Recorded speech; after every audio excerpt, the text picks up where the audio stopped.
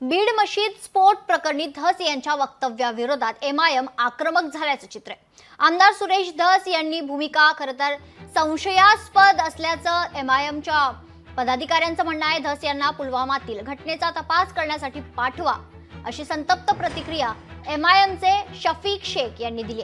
बीडच्या अर्धामसला येथील मशिदीत जिलेटिनने स्फोट केलेल्या घटनेवर आमदार सुरेश धस यांनी प्रतिक्रिया देताना तो आरोपी दारूच्या नशेत होता, मला वाटतं हे सर्व सोडून द्यावं अशी प्रतिक्रिया दिली होती। धसांच्या या प्रतिक्रियेनंतर आता बीडमधून मुस्लिम समाजासह एमआयएम पक्ष आक्रमक झालाय।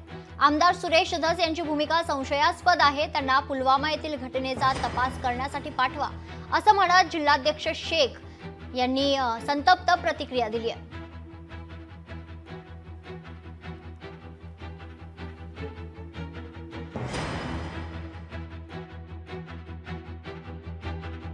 संदल कार्यक्रमामध्ये किरकोळ भांडण झाले आणि हा पूर्वी जो ड्रिंकर म्हणतोय हा पूर्वी जिलेटिनच्या त्या ट्रॅक्टरवरती काम करणारा होता फार पूर्वीच्या कालावधीत। त्याच्याकडे कदाचित शिल्लक असतील ते आणले।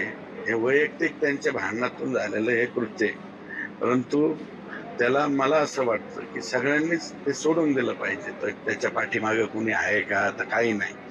मी माहिती पण घेतली, पोलिसला विचारलं तर त्यांनी मला सांगितलं की ते 100% ड्रिंकर ॲटम आहे आणि त्यांनी ते कृत्य करण्याचा प्रयत्न केलेला।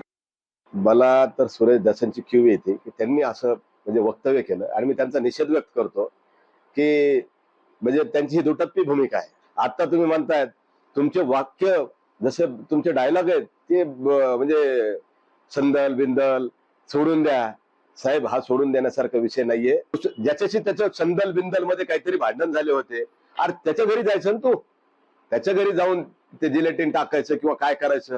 तुला मस्जिदचा तुझा काय संबंध आला? मस्जिद मध्ये तू स्फोट का केला? हा, मला वाटतं धस साहेब तुम्हाला आता त्या पुलवामाला पाठवायला पाहिजे, तिथली सुद्धा तुम्हाला चौकशी तुमच्याकडे दिली पाहिजे, म्हणजे काय तुमच्या लक्षात येईल। आणि तुम्ही हे सांगतात ना संदल बिंदल सोडून द्या, हे तुमचं बोलणं योग्य नाही। तुमच्याकडून अशी अपेक्षा आम्हाला नव्हती। लोकशाही मराठी ऐका, पहा, जागरूक रहा।